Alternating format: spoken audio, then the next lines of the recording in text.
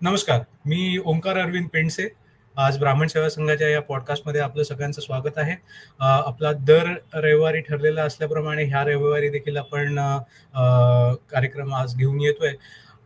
आज निमित्त श्री परशुराम जयंतीचं आहे. सो आजचा कार्यक्रम आपला परशुराम जयंतीवरती आहे. परशुरामांबद्दल आपल्याला कथा सांगायला, त्यांच्याबरोबर त्यांची माहिती द्यायला वैभव दातारजी आपल्या बरोबर आलेले आहेत. वैभवजी ह्या आधी देखील आपल्याकडे आलेले होते आणि अपरिचित रामायण वरती खूप सुंदर त्यांनी एक व्हिडिओ आपल्यासाठी केलेला आणि आज ते आपल्याला परशुरामांबद्दल सांगायला आलेले आहेत. व्यवसायाने वैभवजी इलेक्ट्रॉनिक्स आणि टेलिकम्युनिकेशन इंजिनियर आहेत. IT मध्ये काम करतात आणि इतिहास आणि पुराणावर त्यांचा चांगला अभ्यास आहे आणि खूप रोचक गोष्टी ते आम्हाला सांगतात. गेल्या वेळेस देखील खूप छान त्यांनी रामायणाबद्दल सांगितलेलं आणि आज आपल्याला परशुरामांबद्दल ते सांगणार आहेत. तर मी आता थांबतो आणि वैभवजींना हे करतो की आपण आम्हाला परशुरामांबद्दल जरा सांगावं. अगदी जरूर. सर्वांना नमस्कार. आता आपण परशुरामांची कथा आणि थोडक्यात परशुरामांची माहिती पाहूया. अश्वत्थामा बलिर्व्यासो हनुमांश्च विभीषणः कृपा परशुरामश्च सप्त एते चिरंजीविनः सप्त एतान् स्मरेन् नित्यं मार्कंडेयं तथाष्टमं जीवेत वर्षशतं सोपी सर्वव्याधी विवर्जितः. असा श्लोक आपल्या संस्कृतीत सांगितलेला आहे. या श्लोकामध्ये 7-8 चिरंजीवांच्या नावांचा उल्लेख केलेला आपल्याला सापडतो. अश्वत्थामा आपल्याला माहिती आहे, अश्वत्थामा जिवंत आहे, चिरंजीव आहे.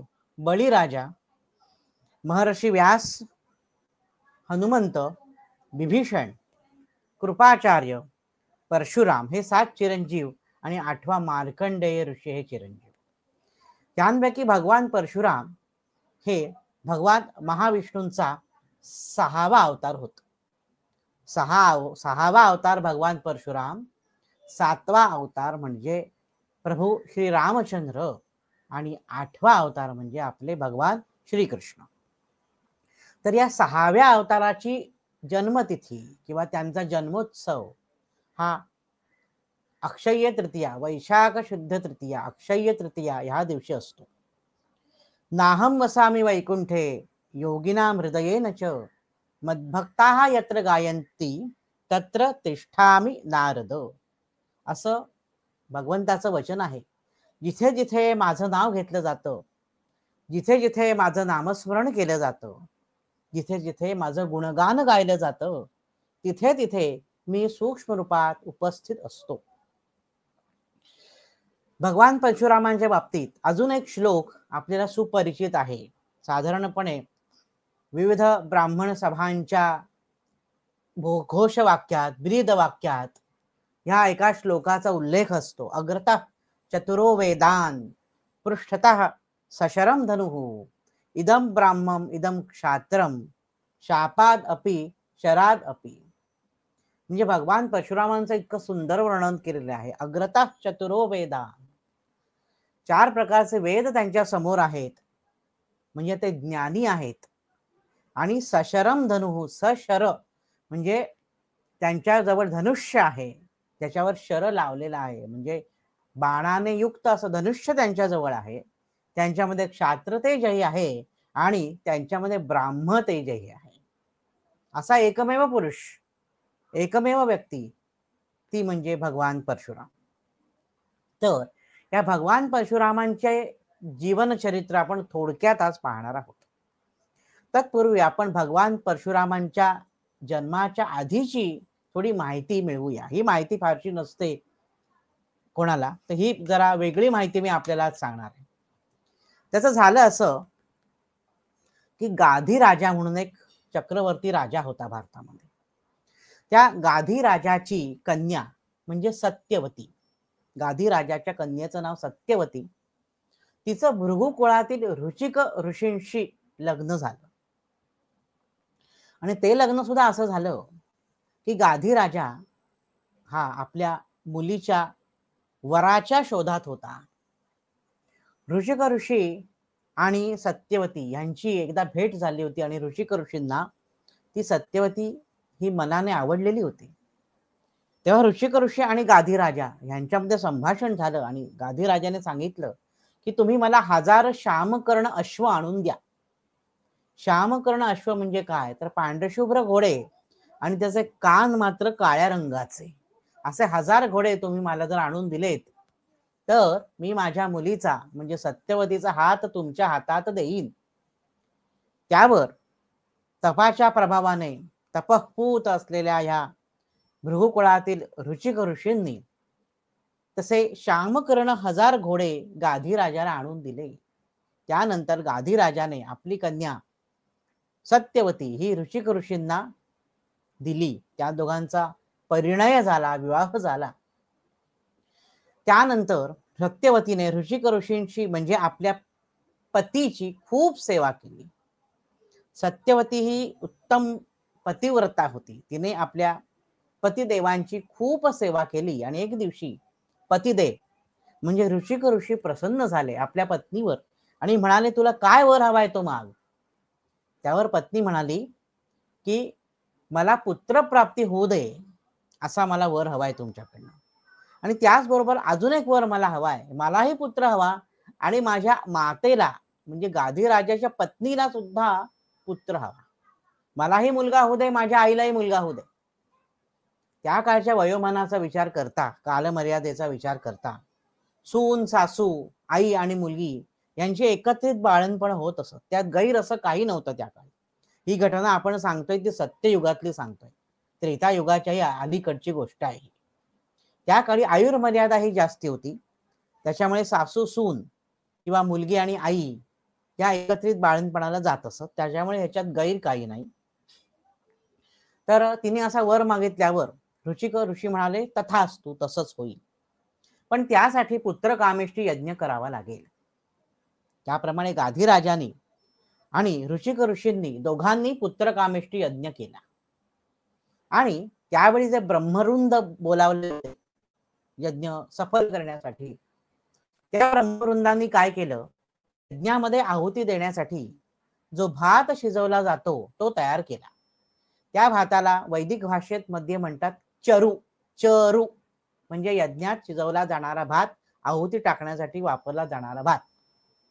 त्या भाताचे 2 भाग केले. एकामध्ये आपल्या सामर्थ्याच्या योगे करून ब्राह्मतेज मिसळलं आणि एकामध्ये क्षात्र तेज मिसळलं.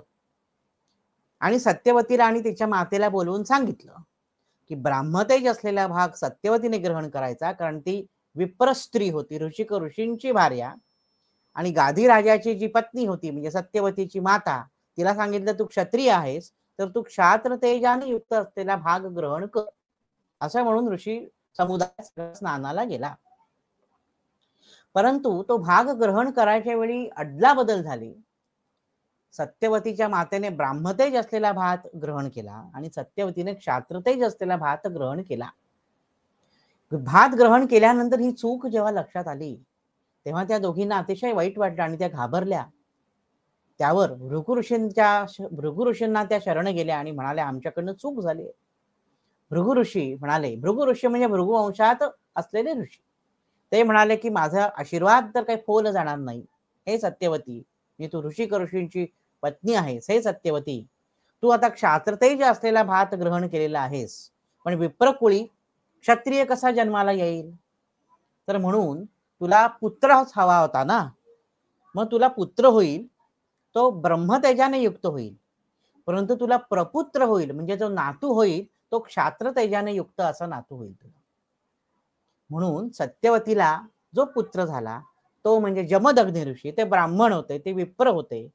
आणि जमदग्नी ऋषींना जो पुत्र प्राप्त झाला तो ब्राह्मण असूनही क्षत्रिय धर्माचं आचरण करणारा म्हणजे क्षात्र तेजाने युक्त असा तो भगवान परशुराम.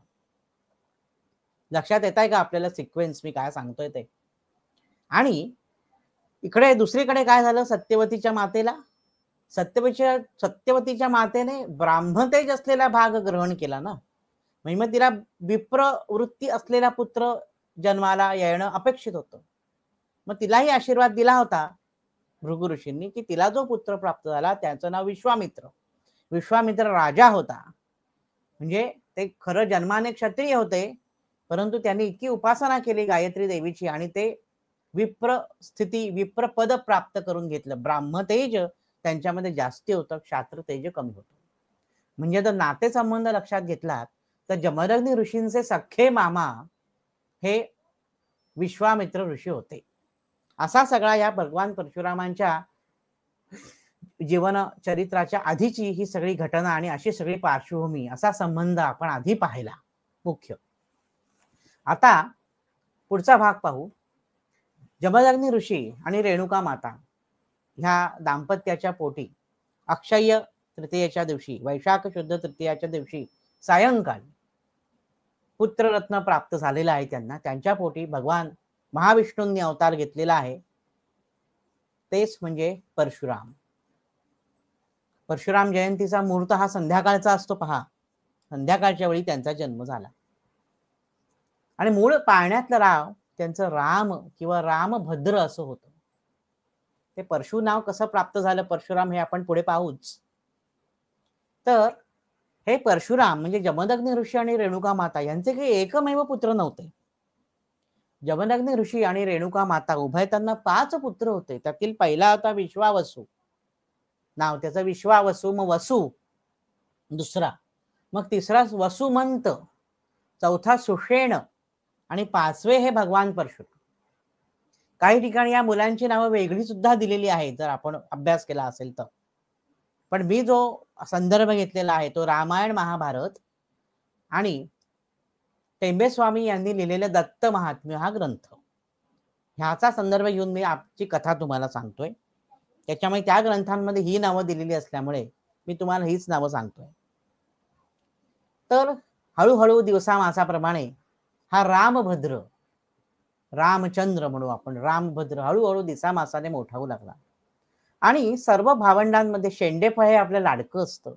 त्याच्यामुळे जमदग्नी ऋषींचा अतिशय लाडका पुत्र आणि अतिशय लाडका शिष्य म्हणजे भगवान परशुराम. त्या भगवान परशुरामांना जमदग्नीने अनेक विद्या दिल्या, अनेक अस्त्रविद्या शिकवल्या. भगवान परशुरामांच्या कडे इतकं सामर्थ्य होतं की त्यांनी भगवान शिवशंकरांना प्रसन्न करून घेतलं. त्यांच्याकडनं त्रिपुरी रहस्य, त्रिपुरी मंत्र शिकून घेतला, अध्ययन केलं त्याचं. परशुरामांनी पुन्हा तपश्चर्या करून गणेशाला प्रसन्न करून घेतलं आणि गणेशाने त्यांना परशु हे अस्त्र बहाल केलं आणि ते अस्त्र त्यांनी सातत्याने आपल्या जवळ बाळगलेलं आहे, म्हणून त्यांना परशुराम असं नामाभिधान प्राप्त झालेलं. गणेशाने दिलेलं आहे परशु त्यांना. गणेशाचं एक अस्त्र परशु आहे, आपल्याला माहिती असेल. नृत्य विशारद तुम्ही लंबोदर, हाती शोभे परशु तोमर, असं एक गाण्याची ओळ आहे बघा.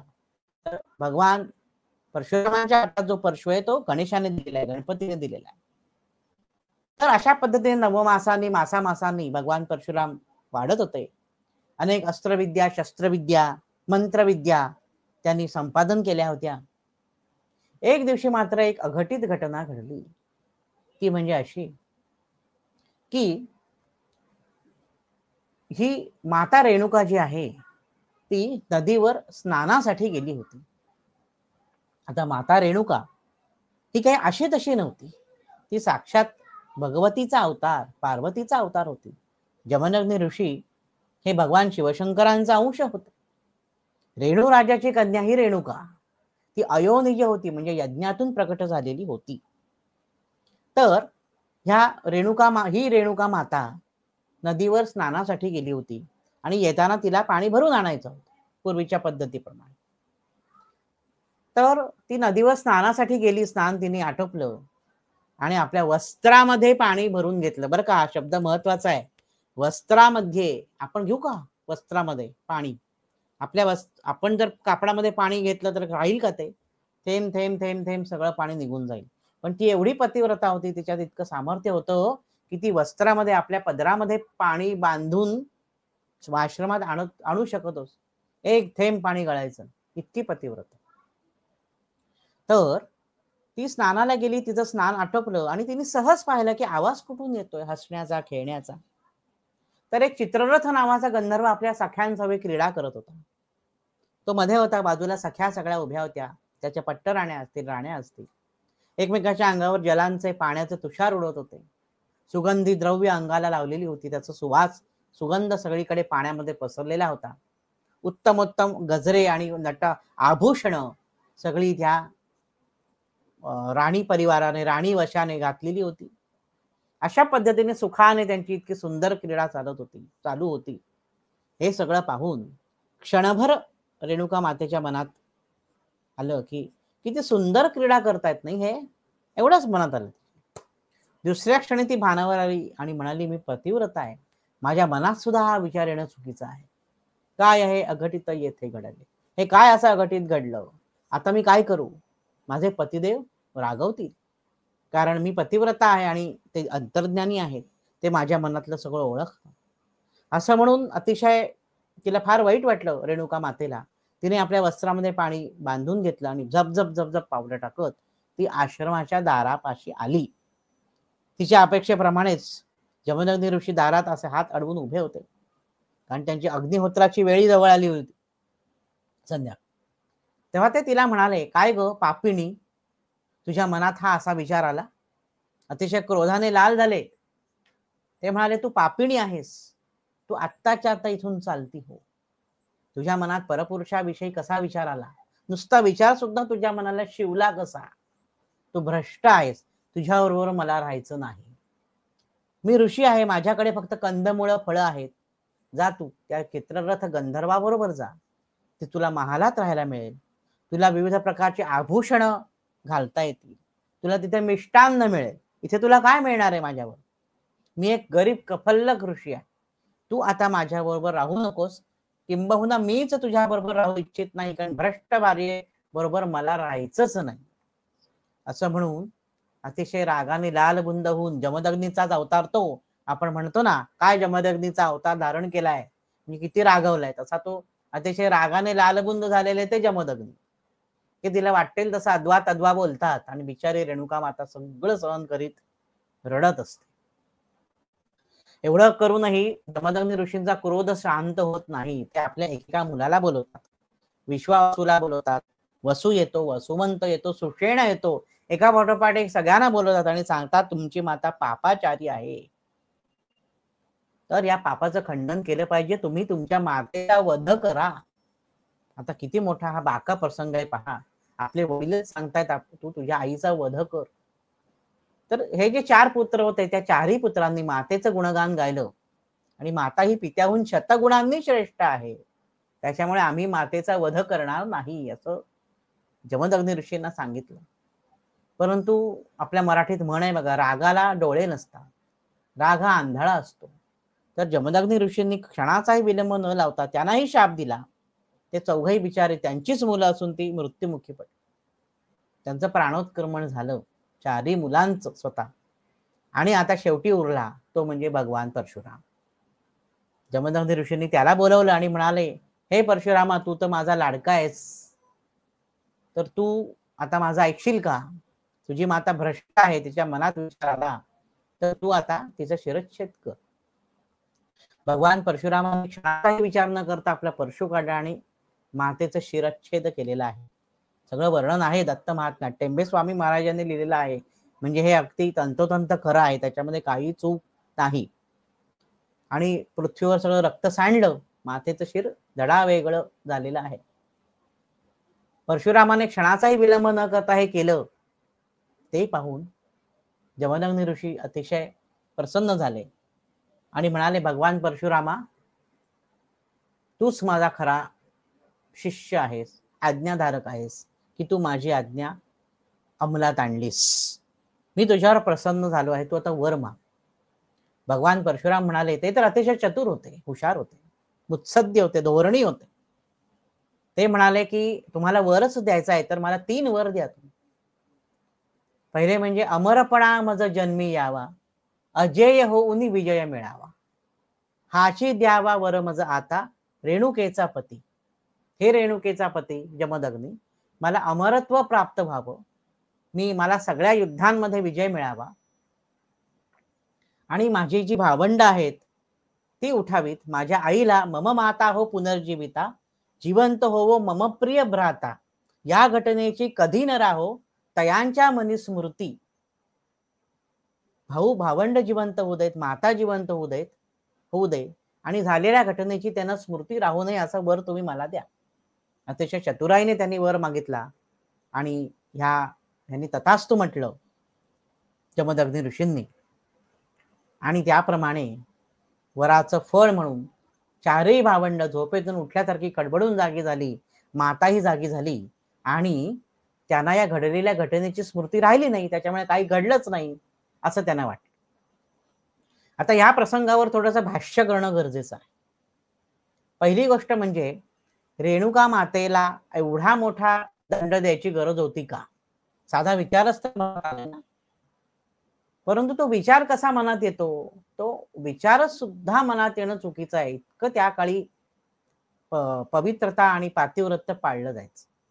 समजा बघा, एक उदाहरण देतो तुम्हाला. आपण आपल्या जिन्याच्या पायऱ्या उतरताना समजा आपला पाय चुकून सटकला, होतं असं काय वेळेला, आपण अडखळतो, आपण पायरीवरनं खाली पडतो. ही चूक छोटीशी असते. आपला पाय जस्ट सटकला, काय वेळेला पायरीवरनं आपला पाय स्लिप झाला, आपण पटकन पडलो, शेजारच्याने पकडलं आपल्याला, किंवा आपण 2 पायऱ्या ओलांडून खाली पडलो, जरा थोडेफार खरचटलं, संपला विषय. पाय सटकणं ही चूक आपली क्षुल्लक असते, बरोबर आहे. समजा मी गेलो रायगड फिरायला, तर रायगडावर एक टकमक टोक आहे बघा. त्या टकमक टोकाशी मी उभा आहे. महाबळेश्वर फिरायला गेलोय, कुठे उंच ठिकाणी गेलोय, टोकाशी मी उभा आहे, निसर्ग सौंदर्य न्याहाळतोय. समजा माझा पायाचा तोल गेला, माझा तोल चुकला आणि मी अडखळलो, तर काय होईल? काय होईल ते माहिती आपल्याला. काय होईल? पुन्हा मी म्हणजे आपण इथे कोणी दिसू शकत नाही. ज्या माणसाचा पायाचा तोल गेला, आपल्या शरीराचा तोल गेला, पाय सटकला, चूक तीच. ती छोटीची चूक जर आपण तेव्हा सुधारली नाही, माझा पाय सटकला, जिन्यावरनं मी पडलो, ही चूक जर सुधारली नाही तर मोठी चूक व्हायचा संभव असतो. तर टकमक टोकावरनं पाय सटकला, ती कायमचीच चूक आहे. म्हणून छोट्यात छोट्या चुकीला मोठ्यात मोठी शिक्षा दिल्यानंतर ती चूक पुन्हा समोरचा माणूस करत नाही. हे खूप महत्वाचं आहे. म्हणून इतकी मोठी शिक्षा त्या ठिकाणी देण्यात आलेली आहे. आणि दुसरी गोष्ट अशी की त्यांच्या सामर्थ्याची जाणीव परशुरामांना होती. जमदग्नींच्या सामर्थ्याची जाणीव परशुरामांना होती. त्याच्यामुळे ते आपल्या मातेला आणि भावंडांना जिवंत करू शकतील अशी त्यांना खात्री होती. म्हणून त्यांनी त्यांची आज्ञा लगेचच पाळलेली आहे. आणि दुसरं म्हणजे जमदग्नी ऋषी हे भगवान परशुरामांचे वडील होते, पण ते त्यांचे गुरुही होते. आई आणि वडील हे आपले पहिले गुरु असतात. पण त्यांच्यापेक्षा सुद्धा श्रेष्ठत्व कोणाला दिलं जातं? तर ते सद्गुरूंना दिलं जातं. ते आपल्याला मोक्षाचा मार्ग दाखवतात. त्यांनी अस्त्रविद्या दिली, शस्त्रविद्या दिली आणि अमरत्वाचं वरदान दिलेलं आहे. त्याच्यामुळे ते त्यांचे सद्गुरू झाले आणि त्यांची आज्ञा पाळणं हे शिष्य म्हणून त्यांचं महत्वाचं काम. आणि छिन्नमस्ता देवी अशी एक देवी आपल्याला माहिती असेल. वेगवेगळ्या बगलामुखी देवी आहे, तारा आहे. श्रीपाद श्रीवल्लभ चरित्रामध्ये याचा खूप चांगला उल्लेख केलेला आहे चांगला. छिन्नमस्ता देवी म्हणजे तिला धड नाही, फक्त सुषुम्ना, मध्यमा आणि इडा, पिंगला, सुषुम्ना अशा ज्या नाड्या आहेत, अशी ती देवी आपल्याला छिन्नमस्ता दिसते. तर जेव्हा मातेचा शिरच्छेद झाला त्यावेळी छिन्नमस्ता देवी तिथे प्रगट झाली असा उल्लेख आहे. म्हणून ही घटना म्हणजे परशुरामांवर जो आरोप केला जातो की आईला मारणारा, तो आरोप अत्यंत खोटा आहे, चुकीचा आहे. त्याच्या मागची पार्श्वभूमी प्रत्येकाने समजून घेतली पाहिजे. आता आपण पुढे जाऊ. अशा प्रकारे ही सर्व घटना घडली आणि त्यांना अमरत्वाचं वरदान प्राप्त झालं. आता थोडीशी एक वेगळी पार्श्वभूमी तुम्हाला सांगतो. ती पार्श्वभूमी अशी की आपल्या भारतवर्षात हयहय कुल नावाचं एक कुळ होतं राजाच. त्या कुळाचा राजा होता कृतवीर्य राजा. कृतवीर्य राजा आणि त्याची पत्नी शीलधरा, ह्या दोघांना 100 पुत्र होते. परंतु च्यवन ऋषींच्या शापामुळे ते 100च्या 100 पुत्र मृत झाले आणि हयहयाच्या वंशाला काहीच पुढे वंशवेल उरली नाही, वंशाचा दिवा राहिला नाही. म्हणून कृतवीर्य राजा आणि त्याची पत्नी शीलधरा हे नेहमी चिंतित असत. एक दिवशी मैत्रेयी विदुषी त्यांच्या राजवाड्यात आले. बघा हा, त्यावेळी सुद्धा वेदकाळी सुद्धा स्त्रियांना मानाचं स्थान होतं. त्यांना सुद्धा शिक्षणाचा अधिकार होता. नंतर बोंब मारतात लोक की शिक्षणाचा अधिकार स्त्रियांना नाही, असं अजिबात नाही. त्या काळी सुद्धा स्त्रिया व्यवस्थित शिकत असत. आणि वेदकालीन स्त्रिया तर ब्रह्मवादिनी होत्या. आपल्याला माहिती आहे, गार्गी मैत्री या विदुषी होत्या. ऋग्वेदात त्यांनी ऋषा लिहिलेल्या आहेत. अशी विदुषी मैत्री त्यांच्या राजवाड्यात आली असता कृतवीर्य राजा आणि त्याची पत्नी शीलधरा यांनी तिचं आगत स्वागत केलं, पण त्यांच्या चेहऱ्यावर खिन्नता होती. त्यावेळी त्या मैत्रिणीने विचारलं, का खिन्न आहात तुम्ही दोघं जण? एवढं ऐश्वर्य आहे पण खिन्नता का? त्यावेळी राणीने सांगितलं की च्यवन ऋषींच्या शापामुळे आमचे काही पुत्र मृत झालेले आहेत आणि आता राज्याला कोणी वारस नाही, आता काय करू आम्ही? त्यावेळी मैत्रेयी म्हणाले की तुम्ही अनंत व्रताचं आचरण करा. अनंत चतुर्दशीला करतात पहा अनंताचं व्रत, काही घराण्यात असते ही परंपरा. अनंताचं व्रत आचरण करा, तुम्हाला पुत्र होईल. त्याप्रमाणे राजा आणि राणी, कृतवीर्य राजा आणि शीलधरा राणी यांनी अनंताचं व्रत आचरण केलं आणि त्यांना पुत्र प्राप्ती झाली. त्या पुत्राचं नाव त्यांनी ठेवलं कार्तवीर्य. कृतवीर्य राजाचा तो कार्तवीर्य अर्जुन असं मोठं नाव ठेवलेलं आहे. 16व्या दिवशी बारसं केलेलं आहे, त्याचा आहे उल्लेख टेंबे स्वामींच्या दत्त महात्म्यात. 16व्या दिनी अर्जुन नाम ठेविले, ते असं अर्जुन असं नाव ठेवलेलं आहे, कार्तवीर्य अर्जुन. आणि तो अतिशय पराक्रमी निपजलेला आहे आणि तो दिसामासाने हळूहळू वाढत गेला. त्यांचे जे राजपुरोहित होते गर्गमुनी, त्या गर्गमुनींनी तो मोठा झाल्यावर त्याला आज्ञा दिली की तू सह्याद्रीवर जा आणि जिथे दत्तात्रयांचा वास आहे त्या सह्याद्रीवर जाऊन तू खडतर तप कर आणि दत्तप्रभूंना प्रसन्न करून घे. त्यांच्या आज्ञेप्रमाणे हा सहस्रार्जुन, आपण बघूया त्याला सहस्रार्जुन का म्हणतात. या कार्तवीर्य अर्जुनाने घोर तपश्चर्या केली दत्तात्रयांची आणि त्यांना प्रसन्न करून घेतलं आणि त्यांच्याकडनं वर मागून घेतले 3.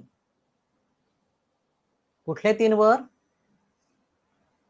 सहस्त्रबाहू असोत मजला अजेय मी भावे, भगवंताच्या अंशाकडून मरण मला यावे, हरवलेले सापडेल घेता मम नामास. हे 3 वर त्यांनी मागून घेतलेले. कुठचा? की सहस्त्रबाहू असोत मजला, मला 1000 बाहू असू देत, हा एक वर. भगवंताच्या अंशा करुणी मरण मला यावे, जेव्हा मी मृत्युमुखी पडेन, जेव्हा माझा काळ जवळ येईल तेव्हा भगवंताचा अंश असलेल्या माणसाकडून मला मृत्यू यावा. आणि दुसरं म्हणजे ज्या लोकांचं जर काही हरवलं असेल तर ते सापडण्यासाठी माझं नाव घेतल्यानंतर ती गोष्ट त्यांना सापडावी. आपल्याला माहिती असेल तो मंत्र, आपल्याला काही जणांना अनुभूती आल्याही असतील.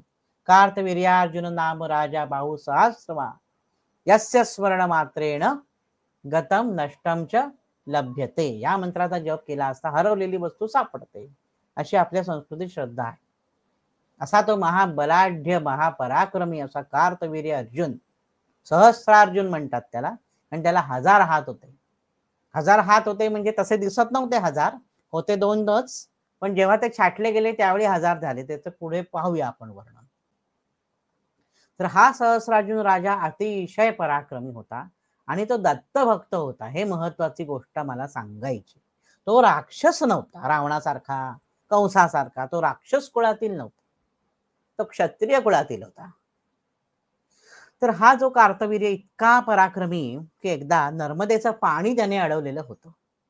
रावण आंघोळ करायला गेला होता नर्मदेमध्ये, पण त्याने आपल्या सहस्र बाहूंनी नर्मदेचं पाणी अडवल्यामुळे रावणाला आंघोळ करणं शक्य झालं नाही. त्यावेळी कार्तवीर्याचं आणि रावणाचं युद्ध झालं आणि रावणाला त्याने पकडून आपल्या घरी, आपल्या मुलांच्या खेळण्यावर जो आपण खेळणा बांधतो गोल गोल गोल गोल ना, तसं त्या रावणाला बांधून ठेवलं होतं. इतका पराक्रमी होता, रावणापेक्षा पराक्रमी होता हा कार्तवीर्य अर्जुन. एकदा काय गोष्ट ना घडली की कार्तवीर्य अर्जुन राजा वनातून जात असता अचानक त्यांच्या सैन्यासह चालला होता तो एका ठिकाणी. त्या कार्तवीर्याला अचानक जमदग्नी ऋषींचा आश्रम दृष्टीस पडला आणि तो त्या आश्रमाच्या दारापाशी आला. जमदग्नी ऋषी आणि माता रेणुका यांनी त्या राजाचं आगत स्वागत केलं. महाराज या म्हणाले, बसा. अर्घ्य दिलं, पाद्यपूजा केली आणि म्हणाले, काय सेवा करू आपली? कार्तवीर्य म्हणाला, मला फक्त तुमचा आश्रम पाहायचा होता, मी चाललो होतो म्हणून तुमच्या दाराची थांबलो, बाकी काही सेवा नकोय. पण जमदग्नी ऋषी आणि रेणुका माता म्हणाले, त्याला खूप विनंती केली कार्तवीर्य राजाला की दुपारची वेळ आहे, असं विनमुख जाऊ नका, तुम्ही आमच्या घरी आलेले अतिथी आहात, तुम्ही आता भोजन स्वीकारूनच जा. पहिले कार्तवीर्य म्हणाला, अहो तुम्ही दोघंच आहात, ऋषी आहात, आणि माझं एवढं चतुरंग दळ आहे, पायदळ आहे, हत्ती दळ आहे, घोडदळ आहे, एवढ्या सगळ्यांना तुम्ही कसं काय भोजन पुरवणार आहात? शक्य आहे का ते तुम्हाला दोघांना, आणि एवढ्या कमी वेळात? परंतु जमदग्नी ऋषी आणि माता रेणुका यांनी त्याला भरीस पाडलं आणि गळ घातली आणि विनंती केली आणि सांगितलं की आम्ही सर्वांची तजवीज करू, परंतु आता असं विनमुख जाऊ नका. अतिथी देवो भव ही जी आपली संस्कृती आहे त्या संस्कृतीनुसार तुम्ही आमच्याकडे भोजन प्रसाद ग्रहण केल्याशिवाय जाऊ नये. परंतु लवकरात लवकर तुम्ही आता स्नान संध्या आटपून या, आम्ही सर्व स्वयंपाक तयार ठेवतो. एवढी सगळी आश्वासनं दिल्यावर आणि पटवल्यानंतर त्या कार्तवीर्य राजाला खात्री पटली की बाबा ठीक आहे, एवढे दोघं म्हणतायत तर आपण भोजन स्वीकार करू. म्हणून राजा स्नान संध्या आटपायला नदीवर गेला. इकडे जमदग्नी ऋषी आणि रेणुका माता त्यांच्या गोठ्यामध्ये आले. त्यांच्याकडे मोठं गोधन होतं. त्या गोठ्यात जी कामधेनू होती तिला प्रार्थना केली, हे कामधेनू माते, कार्तवीर्य राजाच्या सैन्यासाठी लवकरात लवकर भोजनाची सिद्धता कर. त्यांच्या घोड्यांना पेंढा मिळू दे, त्यांच्या हत्तींना चारा मिळू दे, खाणं मिळू दे. जे जे त्यांचं सैन्य आहे, जे जे प्राणी आहे, त्या सगळ्यांचा खाण्याची तजवीज तू कर, अशी प्रार्थना रेणुका माता आणि जमदग्नी ऋषींनी त्या कामधेनूला केली. आणि काय आश्चर्य, क्षणार्धात ताट वाढली गेली, ताट निर्माण झाली, त्याच्या सुग्रास अन्न पदार्थ निर्माण झाले. त्याचा घमघमाट आश्रमात सुटला. रेंबे स्वामी महाराजांनी फार सुंदर वर्णन केलेलं, काय काय पदार्थ त्या दिवशी तयार केले होते त्यांचंही वर्णन केलं आहे. आणि ते सगळे पदार्थ तयार केले, मोठे छान रांगोळ्या काढल्या गेल्या, अत्तराचे दिवे लावले गेले. अशा पद्धतीने थाटमाट पाहून कार्तवीर्य राजा जेव्हा आला स्नानाहून परत, तेव्हा त्याला सगळा थाटमाट दिसला आणि त्याने भोजन ग्रहण करण्यास सुरुवात केली. सावकाश जेव्हा, पोटभर जेव्हा, हळूहळू जेव्हा, असं जमदग्नी ऋषी आणि माता रेणुका त्यांना आग्रह करत होते. सगळे पदार्थ असे प्रतप्त होते, म्हणजे अतिशय कडक गरम गरम पदार्थ, कढत पदार्थ त्यांना वाढलेले आहेत. आणि कार्तवीर्य राजा तृप्त झाला जेवून. इतकं रुचकर अन्न आजपर्यंत त्याने कधी खाल्लं नव्हतं. त्यावर कार्तवीर्य राजाच्या मनात एक क्षणभर आलं की कसं काय ह्या दोघांनी एवढं सगळं केलं, कसं शक्य आहे एवढ्या कमी वेळात, एवढ्या सैन्यासाठी हे सर्व पदार्थ कसं तयार केले. उत्सुकता होती. त्याने जमदग्नी ऋषींना, मातेला, रेणुका मातेला विचारणा केली भोजन झाल्यावर की कसं काय शक्य झालं तुम्हाला एवढ्या कमी वेळात. तेव्हा जमदग्नी ऋषी आणि माता रेणुका कार्तवीर्य राजाला गोठ्यात घेऊन आले आणि त्यांनी दाखवले, ही कामधेनू आहे, त्या कामधेनूच्या कृपे करून आम्ही भोजनाची सिद्धता इतक्या कमी वेळात करू शकलो. त्यावर त्या राजाच्या मनात लालसा उत्पन्न झाली की ही जर कामधेनू आपण आपल्या राज्यात नेली तर आपल्या राज्यातील गोधन शोभून दिसेल. ही कामधेनू ऋषींना काय कामाची, असंच कधी प्रसंग आला तर मला ती कामी येईल. म्हणून त्यांनी ऋषींकडे प्रार्थना केली, ही कामधेनू मी घेऊन जातो माझ्या राज्यात. तेव्हा जमदग्नी ऋषी म्हणाले, असं करू नका, कामधेनू तुम्ही तुमच्या राज्यात घेऊन जाऊ नका, कारण कामधेनूच्या दुधावर आमचा यज्ञ होतो, आम्हाला त्याच्यातनं लोणी मिळतं, दही मिळतं, ताक मिळतं, तूप मिळतं, त्या तुपाची आहुती आम्ही यज्ञात टाकतो. आणि ह्या कामधेनूमुळे असे अनेक गोष्टी आमच्या इथे सिद्ध घडतात, अनेक गोष्टी चांगल्या घडतात, आम्हाला तिची कृपा आहे आमच्यावर, त्याच्यामुळे कामधेनूंना घेऊन तुम्ही जाऊ नका. परंतु शेवटी काय म्हणतो आपण, काम, क्रोध, लोभ, मोह, मद आणि मत्सर हे जे षड्रिपू आहेत ते काही कधी कोणाचेच जात नाहीत. कितीही आपण म्हटलं तरी हे थोडेफार आपल्या शरीरात असतात. लोभ आणि मोह हे दोन अतिशय वाईट. तो लोभी होता आणि तो मोहित झाला होता. लोभ आणि मोह, एखादी गोष्ट आपल्याकडे आहे ती दुसऱ्याकडे का आहे ह्याच्यापासून, त्यामुळे आपल्याला चडफडाट होतो. आणि ती एखादी गोष्ट आपल्याकडे नाही ती दुसऱ्याकडे आहे, ती सदोदित आपल्यालाच मिळावी, हा लोभ आणि मोह असतो आपल्याला. त्यामुळे ऐकायला तयार नाही कार्तवीर्य अर्जुन. बघा, म्हणजे लोभ आणि मोहामुळे काय काय घटना घडल्या आपल्याला माहिती आहे. कार्तवीर्याची आहे, द्यूत खेळाचा लोभ अनावर झाला युधिष्ठिराला आणि त्यांनी आपल्या पत्नीला पणाला लावलं. इतका अधीन झाला, इतका लोभ झाला, इतका मोह झाला आणि शेवटी राज्य गमवावं लागलं पांडवांना. त्या त्रेतायुगामध्ये घडलेली घटना आपल्याला माहिती आहे की त्या सुवर्ण मृगाचा लोभ झाला सीतेला आणि त्यांनी रामानं तिथे पाठवलं आणि पुढे काय सगळं रामायण घडलं आपल्याला माहिती आहे. तिला जर लोभ झाला नसता सुवर्ण मृगाचा तरी पुढचं रामायण घडलं नसतं. पण तो लोभ हा माणसाला कसा विनाशाकडे नेतो त्याचं प्राथमिक उदाहरण जी आपण 2 पाहिली त्यातलं एक तिसरं उदाहरण म्हणजे ह्या कार्तवीर्याचा अंतकाळ जवळ आला होता म्हणून त्याला लोभ झाला. रावणाचा अंतकाळ जवळ आला होता म्हणून त्यांनी मारीचाला पाठवलं सुवर्ण मृगाचं रूप घेऊन.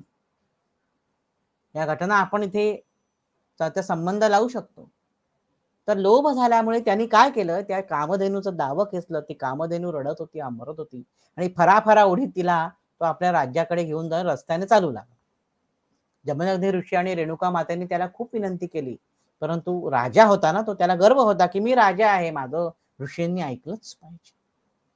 त्याच्यामुळे काय झालं की कामधेनूला तो बळाचा वापर करून घेऊन गेला. आता इथे एक प्रश्न उपस्थित होतो की मग तेव्हा जमदग्नी ऋषी काय करत होते. जर केवळ मातेच्या मनात विकल्प आला म्हणून त्यांनी मातेचा वध कर असं म्हटलेलं आहे परशुरामाला. त्यांनी आपल्या मुलांचाही वध केलेला आहे, मुलांनाही जाळून टाकलेला आहे, त्यांनाही शापाग्नी दग्ध केलेला आहे मुलांना. एवढे रागीट असणारे जमदग्नी ऋषी त्यांना काय सहज शाप देणं शक्य नव्हतं का कार्तवीर्य अर्जुनाला. ते काय नुसतंच बघत राहिले का असा प्रश्न असतो. तसं नाहीये. घटना अशी घडली की जेव्हा ही मातेच्या शिरच्छेदाची घटना घडली त्यानंतर जमदग्नी ऋषींना इतका पश्चाताप झाला की हा राग हा आपला क्रोध पुरुषाचा त्यांनी त्याग केला. त्यांच्या शरीरातून त्यांच्याच सारखी दिसणारी काळ्या रंगाची आकृती बाहेर पडली आणि ती असं म्हणतात जाऊन विलीन झाली. क्रोधाचा त्याग केलेला आहे त्यांनी. त्याच्यामुळे त्यांनी क्रोध दर्शवला नाही, त्यांनी शाप दिला नाही कार्तवीर्य अर्जुनाला. ना तर सहज शक्य होतं ना, क्रोधाचा त्याग केले, क्रोध पुरुष त्यांना सोडून गेलेला आहे असं वर्णन आहे ग्रंथामध्ये. तर पुढे अशी घटना घडली, जेव्हा हे सगळी घटना घडली तेव्हा परशुराम रानात गेले होते. जेव्हा ते परत आले रानातून तेव्हा मातेने आणि जमदग्नी ऋषीने सांगितलं की अशा अशा पद्धतीने कार्तवीर्य बळाचा वापर करून घेऊन गेलेला आहे आपल्या कामधेनूला. हे ऐकताच परशुरामांच्या तळपायाची आग मस्तकाला चढली आणि त्यांनी वायू वेगाने जाऊन त्या कार्तवीर्य अर्जुनाला ललकारलेला आहे आणि त्याला सांगितलंय की तू राजा आहेस ना, मग प्रजेचं पालन करणं हे तुझं कर्तव्य आहे ना, मग तूच तुझ्या या कर्तव्यापासून च्युत झालास, तूच तुझ्या चारित्र्यावरला बट्टा लावलास, आता तुझी सर्व जगामध्ये चितू होईल. हे काय आरंभलायस तू, ती कामधेनू माझ्याकडे दे, मला परत घेऊन जाऊ दे आमच्या आश्रमात. परंतु हा कार्तवीर्य काही ऐकायला तयार नव्हता. युद्धासाठी ललकारी झाली दोन्हीकडनं. परशुराम एकटे होते बघा, परशुराम एकटे होते, कार्तवीर्याकडे प्रचंड सैन्य होते. एकट्या परशुरामांनी या सर्व सैन्याचा पराभव केला. तसं आपण म्हणतो की प्रभू श्री रामचंद्रांनी 14,000 राक्षसांचा वध केलेला आहे पंचवटीमध्ये एकट्याने, राम आणि लक्ष्मण दोघांनी. तसं इथे भगवान परशुरामांनी एकट्याने सर्व सैन्याचा संहार केला आणि शेवटी उरला तो कार्तवीर्य. कार्तवीर्यावर त्याने अनेक अस्त्र सोडली. कार्तवीर्याने पण भगवान परशुरामावर अनेक अस्त्र सोडली. कोणी अग्निअस्त्र सोडलं, कोणी पर्जन्यास्त्र सोडलं. अशा पद्धतीने त्यांची अस्त्र विद्या त्यांनी पणाला लावलेली होती. पहिले परशुरामांनी आपल्या परशुद्वारे कार्तवीर्याचे दोन्ही हात तोडले, परंतु तिथे पुन्हा दोन्ही हात निर्माण झाले, पुन्हा 2 हात तोडले, पुन्हा दोन्ही हात निर्माण झाले. परशुराम हात तोडायचे कार्तवीर्याचे आणि पुन्हा तिथे पुनश्च पुटती तेथे बाहू, बाहू संहार राम करी बहु. परशुरामाने इतका बाहूंचा संहार केला पण तरी ते पुन्हा पुन्हा पुन्हा पुन्हा तिथे बाहू फुटत होते. परशुरामांना कळे ना हा काय प्रकार आहे. त्यावेळी आकाशवाणी झाली आणि सांगितलं की ह्या कार्तवीर्य राजाच्या हृदयामध्ये कुपी आहे अमृताची, ती कुपीवर तू फोडलीस तर कार्तवीर्य राजा हा धाडकन जमिनीवर पडेल, त्याचा मृत्यू येईल. आकाशवाणीने सांगितल्याप्रमाणे भगवान परशुरामांनी त्या कार्तवीर्य राजाच्या हृदयामध्ये जी कुपी होती त्या कुपीवर बाण मारून ती कुपी फोडून टाकली आणि धाडकन हा कार्तवीर्य राजा जमिनीवर कोसळला. कार्तवीर्य अर्जुनाचा अंत झाला, संहार झाला. तर का झालं असं हे आपण पाहिलं. त्यांनी जो भगवंताकडनं वर मागितला होता की भगवंताच्या अंशाकडून मरण मला यावे, त्याप्रमाणे भगवान परशुराम हे विष्णूंचा अवतार, अंशावतार, त्यामुळे त्याप्रमाणे त्यांच्या हातून या कार्तवीर्य अर्जुनाचा वध झालेला आहे. आणि वध झाल्यानंतर त्याचे प्राण दत्तलोकी विलीन झाले असा उल्लेख केलेला आहे ग्रंथामध्ये. टेंबे स्वामी महाराज दत्तलोकी गेलेले आहेत, त्याचे प्राण दत्ताच्या पायापाशी काय मोक्ष मिळालेला आहे. कारण कार्तवीर्य हा राक्षस नव्हता, राक्षसांना सुद्धा तिथे मोक्ष दिलेला आहे भगवंताने. कार्तवीर्य राजाला न देणं यात नवल ते काय. कार्तवीर्य राजा दत्तलीन झाला. हे सर्व घटना पाहत होते सर्वजण. यक्ष, किन्नर, अप्सरा, ऋषीगण, सगळ्या विमानांची दाटी आकाशात झाली होती. हे सर्व युद्ध चालू असताना आणि जेव्हा कार्तवीर्याचा वध झाला त्यावेळी सर्व देवतांनी भगवान परशुरामांवर पुष्पवृष्टी केली आणि सगळे एकसुरात म्हणू लागले, जय जयकार परशुरामा, जय जयकार परशुरामा, कार्तवीर्य गेला निजधामा, जय जयकार परशुरामा. अशा प्रकारे परशुरामांची भरपूर स्तुती सर्व देवांनी केलेली आहे, त्यांच्यावर पुष्पवृष्टी केलेली आहे. या घटनेनंतर अतिशय वाईट घटना घडली, ती म्हणजे या सर्व युद्धामध्ये कार्तवीर्याची काही मुलं पळून गेली होती. आणि ती मुलं जमदग्नींचा आश्रम शोधत जमदग्नींच्या आश्रमापाशी आली. भगवान परशुराम त्यावेळी आश्रमात नव्हते. आश्रमात फक्त ऋषी आणि माताच होते. मातेला कळलं की आपल्या आश्रमाभोवती काहीतरी वेढा पडल्यासारखं वाटतोय, काहीतरी हालचाल जाणवते. तेवढा आश्रमाचं दार लाथाडून ते कार्तवीर्याचे कुपुत्र अतिशय वाईट असे पुत्र आत आले आणि त्यांनी जमदग्नी ऋषी कुठे आहेत अशी आरोळी मारायला सुरुवात केली. जमदग्नी ऋषी त्यांच्या अग्निशाळेत, त्यांच्या यज्ञशाळेत बसले होते. माताही शेजारी होते. जमदग्नी ऋषींपर्यंत ही कार्तवीर्याची मुलं पोचली आणि त्यांनी सांगितलं की तुमच्या मुलाने म्हणजे भगवान परशुरामाने आमच्या पित्याला मारलेलं आहे, तर आता आम्ही बदला घेण्यासाठी आलो आहोत. तर भगवान परशुरामांचे वडील तुम्ही आहात, आता तुम्हाला आम्ही मारतो. परंतु मातेने खूप त्यांची विनवणी केली, रेणुका मातेने, की असं करू नका. परंतु ते अतिशय रागाने त्यांनी कार्तवीर्याच्या दुष्ट मुलांनी जमदग्नी ऋषींच्या अंगावर 21 वेळा वार केले आणि जमदग्नी ऋषींचा तिथे मृत्यू झाला, त्यांचा अंत झाला. त्यांचं प्राणोत्क्रमण झालं आणि ते निघून गेले सगळं आश्रमाचा विध्वंस करून. कार्तवीर्याचे पुत्र रेणुका माता मात्र शोकाकुल अवस्थेत तिथे बसून होती आणि आक्रंदन करत होती. थोड्या वेळाने जेव्हा भगवान परशुराम आश्रमात आले तेव्हा त्यांना आश्रमाची छिन्न विच्छिन्न अवस्था दिसली आणि रक्ताचे डाग दिसले, रक्त सांडलेलं दिसलं. त्यावेळी त्यांना संशय आला की असं काय घडलं आश्रमामध्ये. चालत चालत ते जेव्हा अग्निशाळेपाशी यज्ञशाळेपाशी पोचले तेव्हा त्यांना कळलं की मातेचा आक्रोश चालू आहे आणि आपल्या पित्याचं कलेवर ती मांडीवर घेऊन रडती आमसून. त्यावर मात्र परशुरामांनाही शोक आवरलं नाही. परशुराम मातेजवळ गेले, त्यांनी तिचं सांत्वन केलं आणि म्हणाले की माता आता काय करायचं आपण. तर माता म्हणाली, रेणुका माता आता एक काम कर, एक कावड घे, एका कावडीमध्ये मला ठेव आणि दुसऱ्या कावडीमध्ये तेल ठेव, एक रसायन. त्या तेलामध्ये जमदग्नींचं शव ठेव आणि तू दक्षिणेकडे चालत जा, जिथे आकाशवाणी होईल तिथे थांब, मी पुढचं सांगते तुला काय करायचं. मातेच्या आदेशाप्रमाणे परशुरामांनी कावड तयार केली. एका कावडीमध्ये रेणुका माता, दुसऱ्या कावडीमध्ये पित्याचं शव, जमदग्नींचं शव ठेवलं आणि त्याच्यावर तेल टाकलं विशिष्ट प्रकारचं. म्हणजे त्याकाळी रसायन विद्या बघा किती पुढे गेलेली आणि किती प्रगत होती, की त्या रसायनामुळे त्या जमदग्नींचं शव जसंच्या तसं टिकून राहिलं इतके अनेक दिवस. प्रिझर्वेटिव्ह टाईप आपण कसे टाकतो त्याप्रमाणे ते प्रिझर्व झालं त्या आयुर्वेदिक तेलामुळे. हे सगळं वर्णन मी माझ्या मनचं सांगत नाही, सगळं ग्रंथात आहे. आपण ग्रंथ टेंबेस्वामी महाराजांचं दत्त महात्म्य जर वाचलं असेल तुम्हाला जरूर समजेल, नाही तर तुम्ही वाचलं नसेल तर जरूर. अशा प्रकारे मग जेव्हा पावलं टाकत राम दक्षिणेकडे आला आणि एके ठिकाणी आकाशवाणी झाली, तिथे ते थांबले. थांबल्यानंतर त्यांना जवळ एक झोपडी दिसली. त्या झोपडीत एक साधू दिसले. रेणुका मातेने साधूंची स्तुती केल्यावर साधूंनी खरं रूप प्रगट केलं. ते साधू म्हणजे होते साक्षात दत्तात्रेयांनी मंत्र म्हटले आणि अगदी प्रगट केलेला आहे त्या ठिकाणी.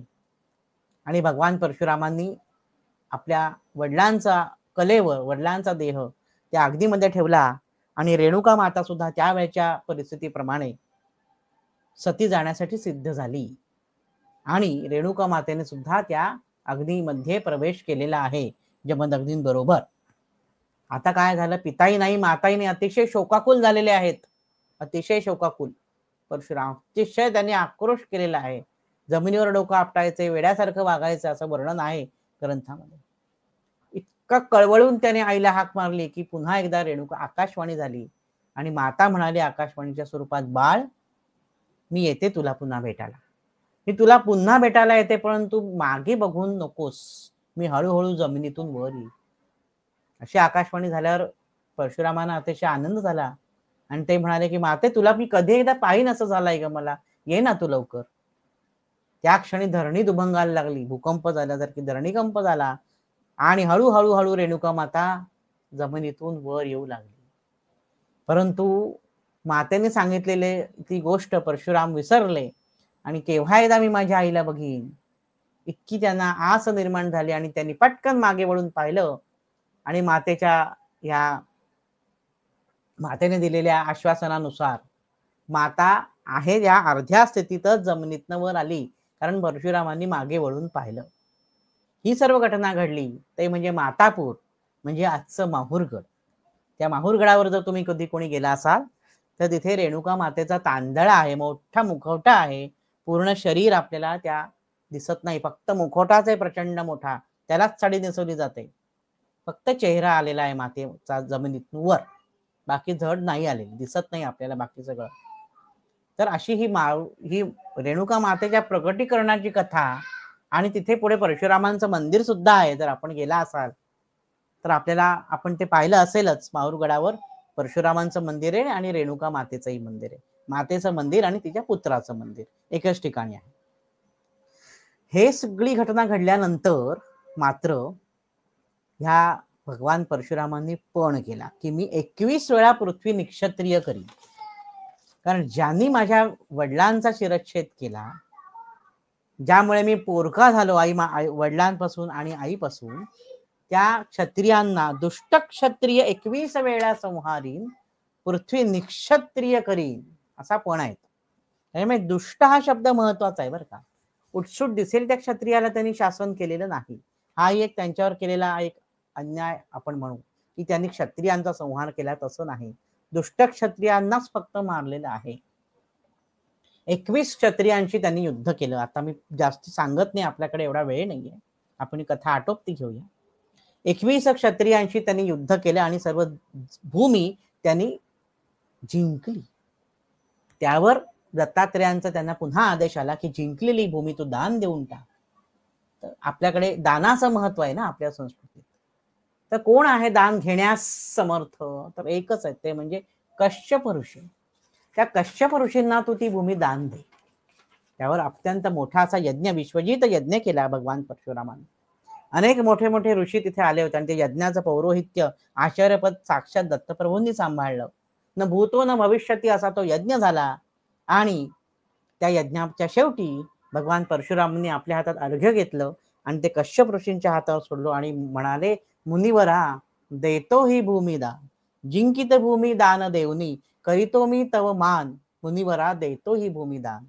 तुम्हाला मी दान देतो, ही जी जिंकित भूमी, ही मी जिंकलेली भूमी आता तुम्हाला मी दान करतोय, असं म्हणून त्यांनी त्यांच्या चरणावर डोकं ठेवलं, मस्तक ठेवलं.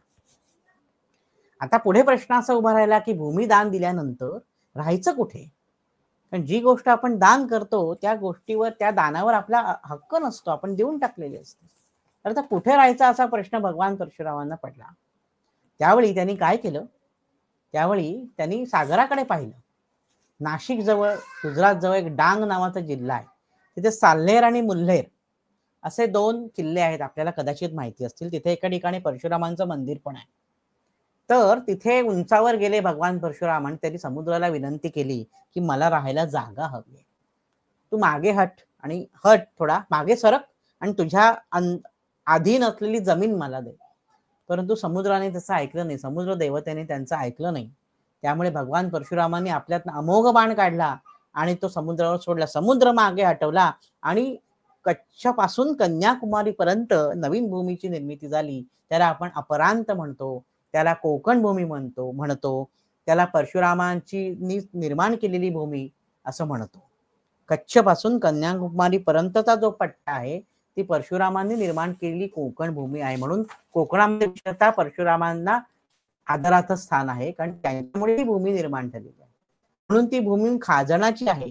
तिथे भात शेती, नारळ, सुपाऱ्याच होता. खाजणाची जमीन आहे, चिखल आहे सगळा, समुद्राच्या लगत असल्यामुळे खारट जमीन आहे.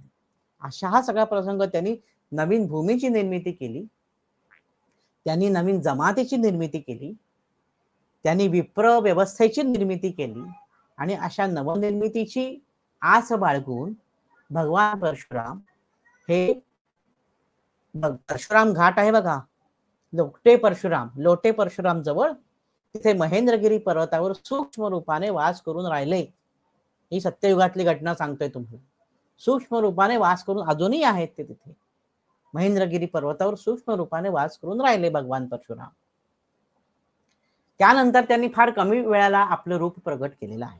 त्यातली 2 उदाहरणं देतो आणि आज मी इथे थांबतो. पहिलं उदाहरण म्हणजे भगवान परशुरामांनी राजा जनकाला शिवधनुष्य दिलं होतं. ते शिवधनुष्य पणामध्ये तुटलं सीतेच्या स्वयंवरामध्ये, हे आपल्याला माहिती आहे ही गोष्ट. आणि राजा जनक हा क्षत्रिय असून सुद्धा परशुरामांचं आणि जनकाचं नातं मित्रत्वाचं होतं, शत्रूचं नव्हतं.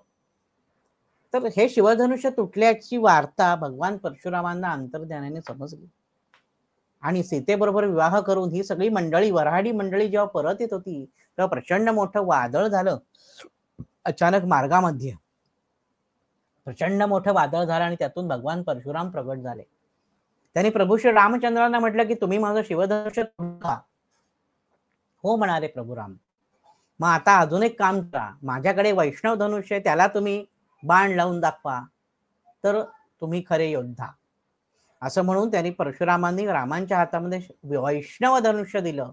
रामाने त्या वैष्णव धनुष्याला बाण लावला आणि परशुरामांना विचारला, हा रामबाण आहे, फुकट जाणार नाही, आता कुठे सोडू, तुम्ही सांगाल ते त्यावर मी बाण सोडतो. भगवान परशुराम म्हणाले, मी माझ्या पुण्यलोकाने काही प्रभावाने काही पुण्यलोकाची प्राप्ती करून घेतलेली आहे. माझ्या पुण्य प्रभावाने पुण्यलोक मिळालेले ते तू नष्ट कर. असं म्हणून रामांनी तो बाण त्यांच्या पुण्यलोकावर सोडला आणि ते नष्ट झाले. हे पाहून भगवान परशुरामांना अत्यंत आनंद झाला. त्यांनी रामांना आधी आलिंगन दिलेलं आहे आणि सर्व शक्ती प्रदान केलेली आहे. शक्तिपात दीक्षा जी म्हणतात ती परशुरामांनी प्रभू श्री रामचंद्रांना दिलेली आहे. कारण रामचंद्रांकडनं पुढे रावण वधासारखं मोठं कार्य घडणं अपेक्षित होतं. त्यासाठी त्यांना शक्तीची गरज होती. म्हणून वैष्णव शक्ती संक्रमिण्याचे निमित्त हे साधले असं वर्णन केलेलं आहे. कारण ईश्वराचे 2 अवतार समोरासमोर येण्याची एकमेव घटना आहे माझ्या माहितीत की भगवान परशुराम आणि श्री रामचंद्र एकमेकासमोर आलेले आहेत. 6वा अवतार आणि 7वा अवतार हे समोर आलेले आहे. या घटनेनंतर महाभारतामध्ये सुद्धा भगवान परशुरामांचा उल्लेख आहे. ही त्रेतायुगातली घटना पाहिली. द्वापार युगातली घटना म्हणजे महाभारतात त्यांचं भीष्मांशी युद्ध झालं आणि ते युद्धात जिंकले भगवान परशुराम. त्यामुळे कर्णाशी संबंधित कथा आहेत काही भगवान परशुरामांच्या. कर्णाला त्यांनी अस्त्रविद्या शस्त्रविद्या शिकवली, परंतु मी विप्र आहे असं खोटं सांगून जेव्हा कर्ण आला, कर्णाची त्यांनी परीक्षा घेतली. आपल्याकडे एवढा वेळ नाही, मी जास्ती कथा सांगत नाही, थोडक्यात सांगून पुढे जातो. कर्णाची त्यांनी परीक्षा घेतली आणि जेव्हा त्यांना कळलं की कर्ण हा विप्र नसून क्षत्रिय आहे, त्यावेळी त्यांना अतिशय राग आला आणि त्यांनी सांगितलं, तुझी अस्त्रविद्या शस्त्रविद्या शिकला आहेस ती युद्धामध्ये काही कामाची येणार नाही, तू विसरून जाशील, ती फळाला येणार नाही. आणि अगदी अलीकडचं उदाहरण भगवान परशुराम ज्यांना दर्शन दिलं ते साधारण 1944-45 मध्ये अक्कलकोट येथील गुरुमंदिराचे जे गादी पुरुष जे गजानन महाराज, अक्कलकोटचे गजानन महाराज म्हणतात त्यांना. शेगावचे गजानन महाराज वेगळे, हे अक्कलकोटचे गजानन महाराज सांगतोय ते वेगळे. त्यांनी अग्निहोत्राचा प्रसार जगभर केला. त्यांना प्रत्यक्ष भगवान परशुरामाने प्रसन्न होऊन त्रिपुरी मंत्राची दीक्षा दिलेली आहे. 44-45 सालची म्हणजे काय 75 वर्षापूर्वीची गोष्ट, 80 वर्षापूर्वीची गोष्ट असेल. तुम्ही जर कधी गेलात अक्कलकोटला तर त्या गुरु मंदिराला जरूर भेट द्या. त्या गुरु मंदिरात भगवान परशुरामांनी जिथे परशु टेकवला होता 44-45 साली, ते शिळा दाखवतात. तो परशु इतका होता की त्या शिळेवर त्या परशुचा आकार आपण अजूनही स्पष्टपणे बघू शकतो. आणि तिकडच्या लोकांनाही परशुरामांनी साधू वेशात दर्शन दिलेलं होतं. परशुराम कुठे उभे राहिले होते, ते काय, त्यांनी काय काय कुठे कुठे त्यांनी त्यांचं वास्तव्य होतं, हे सगळं त्या गुरु मंदिरात आपल्याला पाहायला मिळतं. स्वामींचं दर्शन घेतल्यावर त्या गुरु मंदिरात, बाळप्पाच्या मंदिरात तुम्ही जरूर जा. तर अशा पद्धतीने या भगवान परशुराम हे अतिशय तेजस्वी आहेत आणि ते अतिशय चिरंजीव आहेत, अतिशय तेजस्वी आहेत आणि समाजकंटकांना ठेचून धर्म संस्थापनार्थाय संभवामी युगे युगे या भगवंताच्या वचनाप्रमाणे भगवंत 6वा अवतार घेऊन या परशुरामाच्या स्वरूपात दाखल झालेले आहेत, अजूनही आहेत, चिरंजीव आहेत, म्हणून आपण त्यांचा जन्मोत्सव साजरा करतो. अशा प्रकारे भगवान परशुरामांचे गुण हे सर्व भारतीयांनी घ्यावेत, त्यांच्यासारखी विद्वत्ता संपादन करावी, त्यांच्यासारखं शौर्य अंगी बाणवावं, म्हणजे आणि त्यांच्यासारखी शक्ती, त्यांच्यासारखी युक्ती, त्यांच्यासारखी भक्ती ही प्रत्येक भारतीयाच्या मनात येवो आणि आपल्या सर्वांना अभिप्रेत असं रामराज्य आणि भारत हे महासत्ता बनवण्याचं जे स्वप्न आहे, हे आपलं राष्ट्र कार्य आहे, ते सर्वांनी मिळून करायचं आहे. तर त्यासाठी सर्वांना शक्ती, युक्ती, बुद्धी, भक्ती हे सगळं भगवान परशुराम देव होतं आणि सर्वांवर त्यांचा वरदहस्त असो अशी मी प्रार्थना करतो आजच्या परशुराम जयंतीच्या दिवशी आणि भगवान परशुरामांना सादर प्रणाम करतो. धन्यवाद.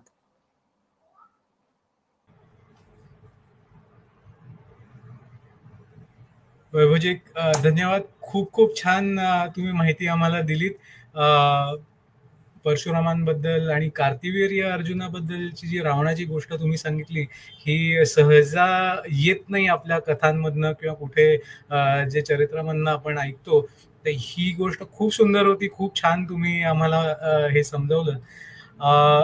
एक आपण प्रश्न शेवटला माझा होता, जर आपण तेवढा आपण फक्त घेतलात तर थोडासा त्याच्यावर प्रकाश टाकला तर बरं होईल.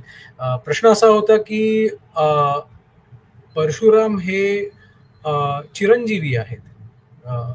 अमरत्व आणि चिरंजीवी ह्या शब्दांमध्ये आणि ह्याच्या अर्थामध्ये फरक आहे. तर हा फरक नक्की काय, हा जर तुम्ही आम्हाला समजावलं तर. सांगतो. खरं म्हणजे असा फार मोठा फरक आहे अगदी असा याच्यातला भाग नाहीये.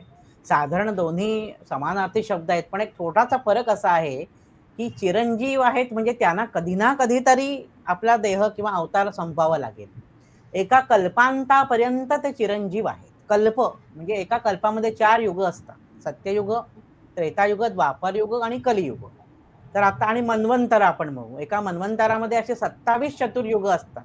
हे आता सांगायला गेलं तर फार मोठं गणित आहे ते, पण थोडक्यामध्ये मी तुम्हाला सांगतो. सत्ययुग, त्रेतायुग, द्वापरयुग आणि आत्ता जे चालू आहे कलियुग, तर कलियुगाच्या अंतापर्यंत ते चिरंजीव आहेत. म्हणजे त्यांचं अस्तित्व कलियुगाच्या अंतापर्यंत आपल्याला कुठे ना कुठेतरी जाणवेल किंवा ते सूक्ष्म रूपात अस्तित्वात येईल. पण जेव्हा प्रलय होईल पुढे जाऊन, कधी झालाच समजा आपल्या पुराणामध्ये लिहिल्याप्रमाणे, जेव्हा पुन्हा नवनिर्मिती होईल तेव्हा पुन्हा ते त्यावेळी त्यांचं अस्तित्व आपल्याला तिथे दिसणार नाही, कारण ते फक्त चिरंजीव असल्यामुळे कलियुगाच्या म्हणजे कल्पाच्या अंतापर्यंत ते आहेत चिरंजीव. त्याच्यानंतर त्यांनाही देह सोडावा लागेल किंवा त्यांनाही अवतार समाप्ती करावी लागेल. आणि अमर म्हणजे काय, अमर हे देव आहेत, जरा ब्रह्मदेव आहेत, विष्णू आहेत, शंकरे अमर आहेत, कारण त्यांना कधी स्मरण नाही. म्हणजे कल्प जरी पूर्ण झाला, कलियुग संपल्यानंतर सत्ययुग पुन्हा सुरू झालं, पुन्हा त्रेतायुग झालं, पुन्हा द्वापारयुग झालं, पुन्हा कलियुग झालं, असं जरी सुरू झालं तरी सुद्धा ते अमर आहेत, कारण त्यांना कधीच अंत नाही. हा चिरंजीव आणि अमर याच्यामधला फरक आहे. धन्यवाद. वैभवजी तुम्ही आज इकडे आलात, खूप छान आम्हाला माहिती दिलीत. इतका छान कार्यक्रम आपला झाला. ब्राह्मण सेवा संघातर्फे आपलं खूप खूप आभार, खूप खूप धन्यवाद. धन्यवाद.